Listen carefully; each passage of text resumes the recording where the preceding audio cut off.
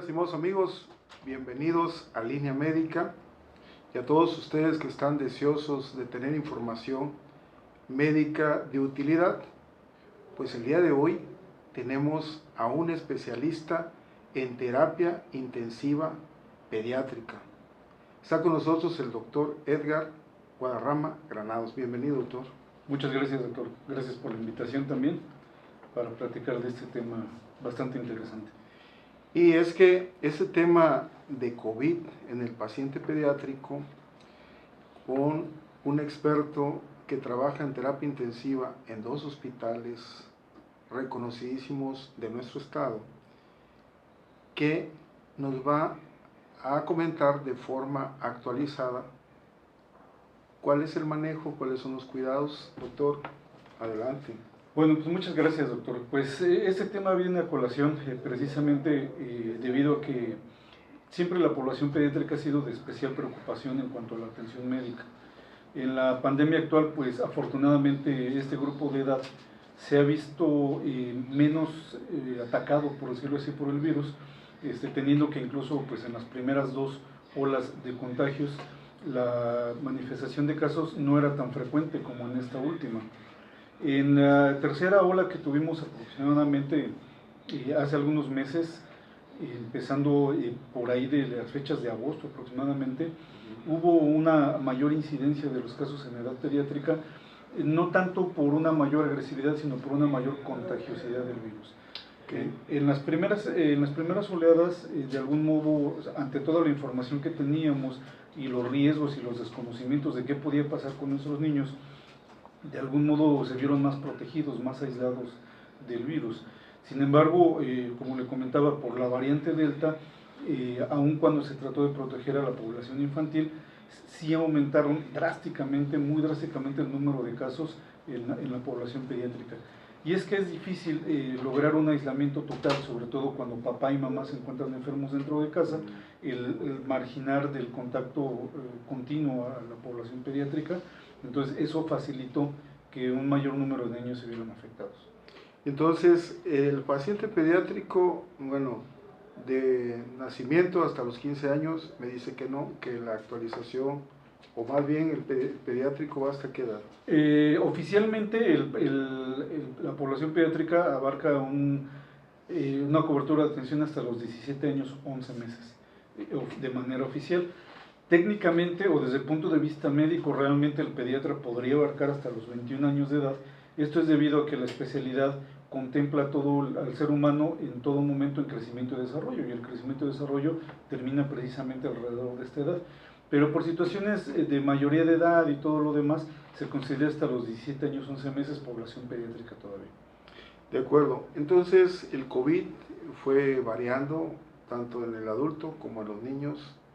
Usted es un experto pediatra que, aparte de clínico, también llega hasta la parte de la parte ventilatoria, el soporte ventilatorio y todo el manejo avanzado. Sí, claro, nos toca atender los casos más graves.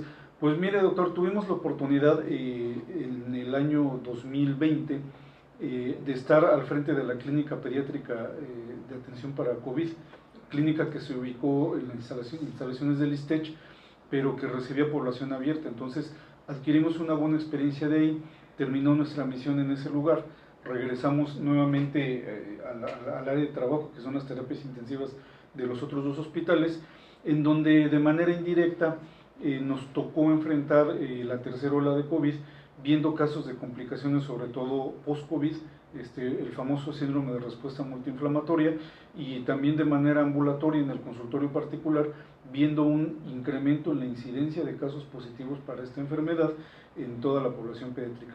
Es decir, durante la primera etapa se llegan a ver 1 o 2 pacientes al día contagiados de COVID, y en esta tercera ola veíamos 5 o 6 casos diarios de lunes a viernes de niños contagiados por COVID.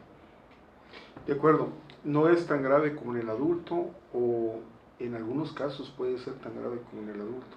Sí, algo que pudimos observar en la población pediátrica es de que el virus venía a complicar comorbilidades que tenían algunos pacientes pediátricos, especialmente problemas hematológicos como leucemias o anemias de células falciformes, pacientes con problemas renales y pacientes con problemas neurológicos.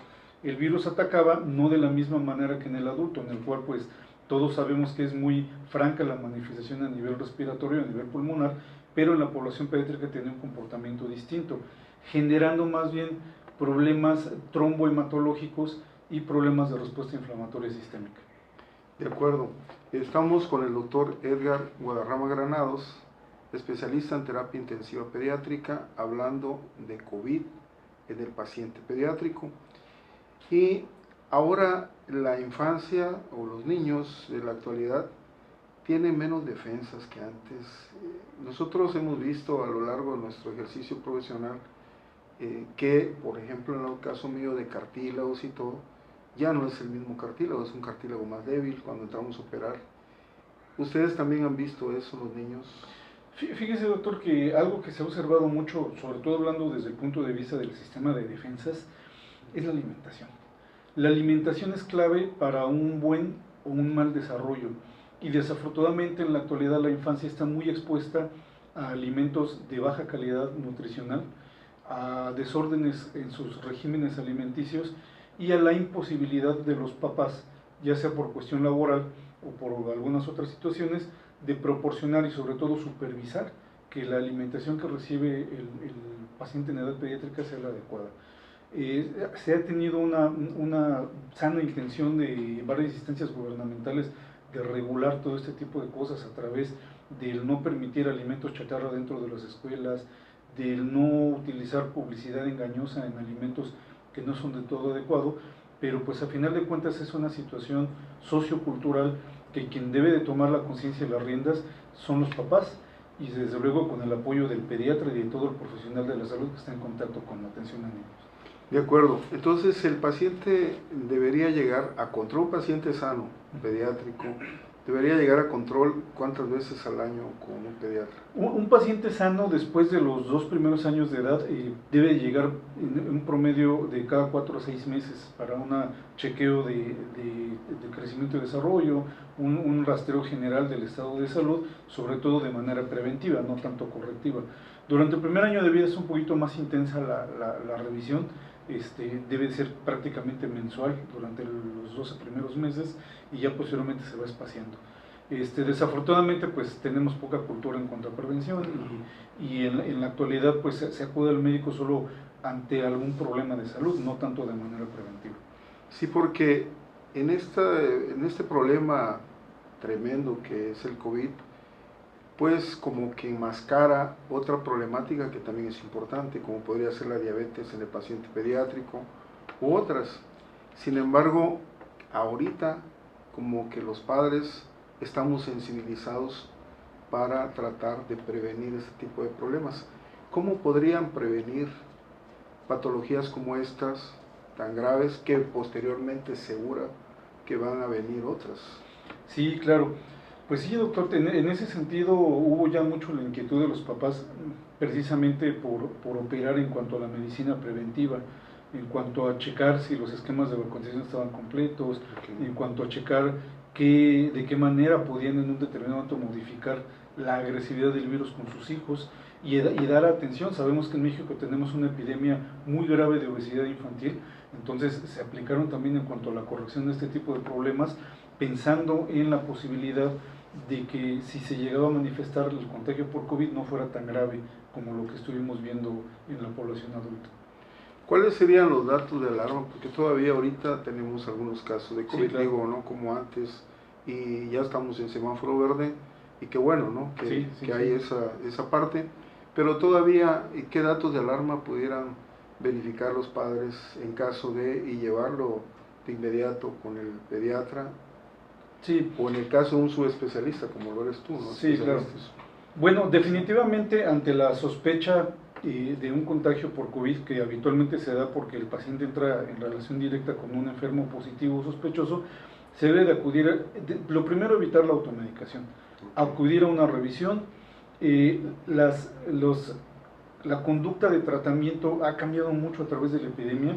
Al principio utilizábamos cosas que ahora ya no están indicadas, entonces siempre vale la pena una revisión médica puntual. Y algo que es un consejo no solo para los padres de familia, sino también para nuestros colegas pediatras, es dar un seguimiento a un plazo inmediato para prevenir complicaciones tardías. Le comentaba que existe una manifestación grave de la enfermedad que es tardía, se presenta aproximadamente entre los 30 y 40 días después del COVID, que se llama síndrome de respuesta multiinflamatoria. Esto no es otra cosa más que un choque séptico manifestado de una manera tardía, como memoria inmunológica que el virus genera en los niños, y que en la actualidad muchos colegas que no solo en México, sino hemos estado en contacto con colegas en Estados Unidos, estamos tratando de protocolizar cuál sería la conducta de vigilancia mediante algunos estudios de laboratorio y revisión clínica para poder prevenir que se presente el PIMS. Y definitivamente, en caso de sospecha de un contagio, algo que amerita atención inmediata, no solo a nivel del consultorio, sino incluso a nivel de, pensando en hospitalizaciones, si el pequeñito tiene fiebre que no se controla con los medicamentos, si el pequeñito es incapaz para poder alimentarse, ya sea por rechazo o por presencia de intolerancia o vómito, el paciente presenta alteraciones de estado mental o presenta dificultad para respirar, son datos que obligan a que de inmediato el paciente sea revisado por un profesional. De acuerdo. Con tu experiencia, que reconozco de muchos años, gracias. Alguna vez te llamé por mi hijo, que ahora ya es un adulto, sí, que estaba con un problema muy grave, y con esa confianza, ahora, ¿qué recomendaciones le hacemos a los padres ahorita que ya comentaban, ¿no?, que estos son los datos de alarma? Tienen que ponerlos a hacer ejercicio ya, tienen que, no sé, salir al campo por lo menos una vez a la semana, dos veces cada 15 días, una vez. Sí, ese es un punto muy interesante, doctor.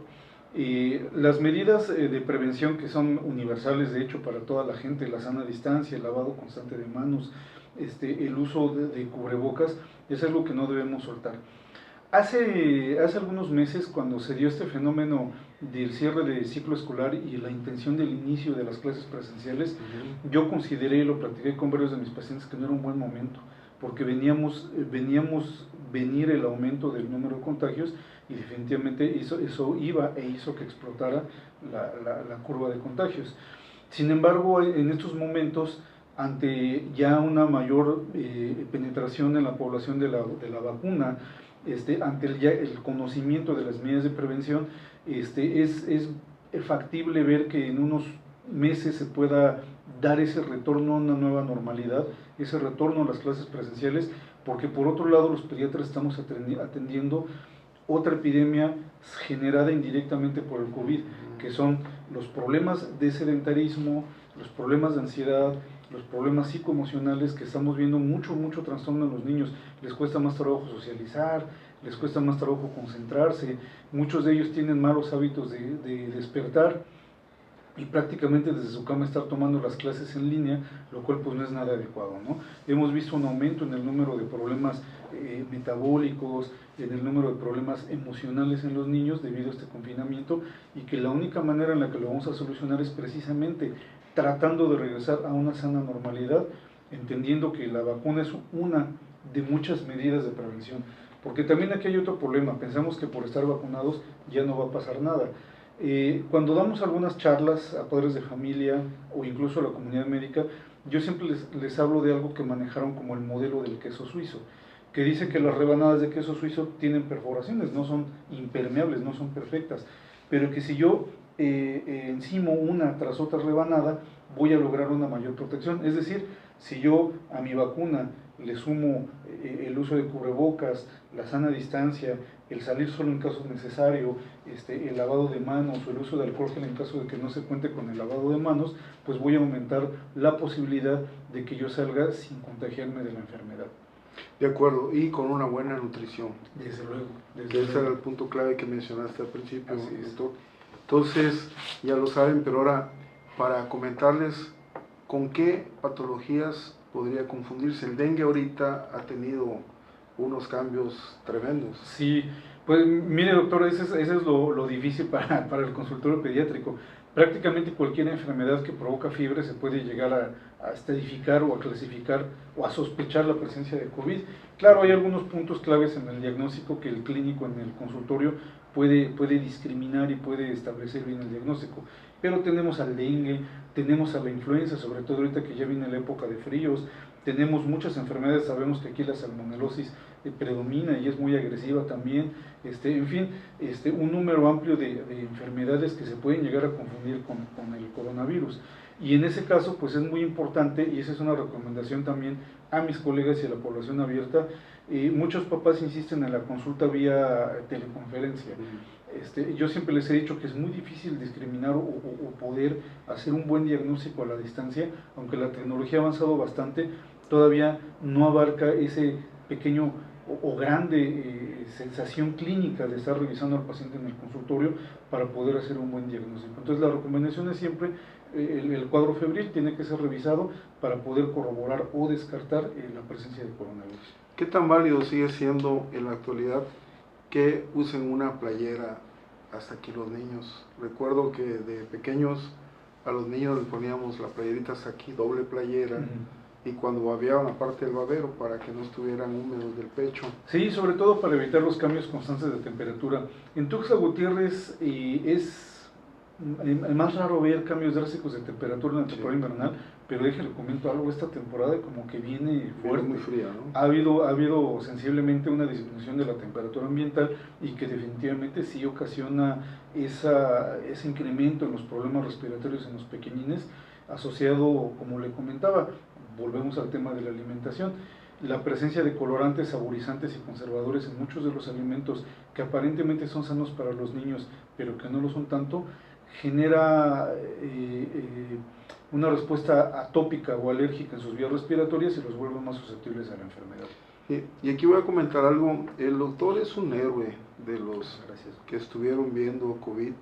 Conocí a muchos héroes, he conocido a muchos héroes, él es uno de ellos. Gracias. Que estuvo exponiéndose a pesar de tener a su familia, y obviamente esto es de reconocer, porque en el trabajo que hacen, pues solamente los que somos médicos sabemos a qué están expuestos, ¿no? Y eso realmente es algo muy emocionante, saber que esa labor que haces es tan profesional, que además obviamente estás con el conocimiento actualizado internacional, que sabemos también que estás en la investigación.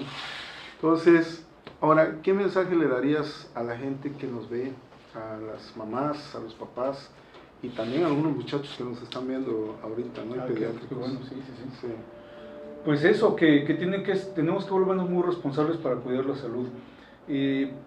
Tenemos que tomar conciencia cada quien de que tenemos que alimentarnos bien, de que tenemos que ejercitarnos bien, de que tenemos que cultivar no solo el cuerpo y el físico, sino también cultivarnos artísticamente, espiritualmente. Tú tocas guitarra.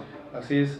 Por cierto, quiero hacer un pequeño margen para felicitar a todos mis amigos músicos, felicitarlos también, doctor, en el Día del Músico, felicitar a mi hijo porque hoy es su cumpleaños, es músico también, y es músico también, en especial a dos bandas, a Chavo Rockers y a Rockers, que son donde tocamos ocasionalmente, y bueno, sí, tenemos que fomentar todo ese tipo de actitudes positivas para la vida, una buena alimentación, hacer deporte, leer, y eso nos va a llevar a buenos resultados, que pareciera una situación muy sencilla de decir, pero que a final de cuentas todos como sociedad, como padres de familia, tenemos que estar al pendientes de ese desarrollo de nuestros pequeñines.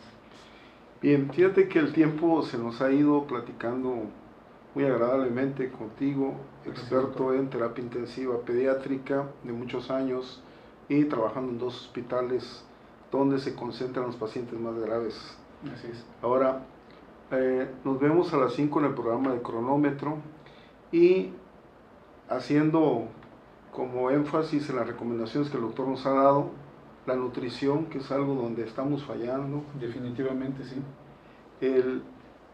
¿Deben creer en las vacunas? Obviamente yo sí, tú también, pero que lo vuelvan a escuchar. Sí, claro, sí, al final de cuentas es una de muchas barreras de protección que tenemos, y entre más barreras de protección juntemos, es menor la posibilidad de enfermarnos de manera grave o de morir por el coronavirus. Y no solo la vacuna de COVID, cumplir con todo el esquema de vacunación que marca la Secretaría de Salud es mejor para el desarrollo de los pequeños. Y entonces no se olviden que en lugar de dejarles la iPad o que estén con el celular, también hay que poner a los niños a hacer actividades.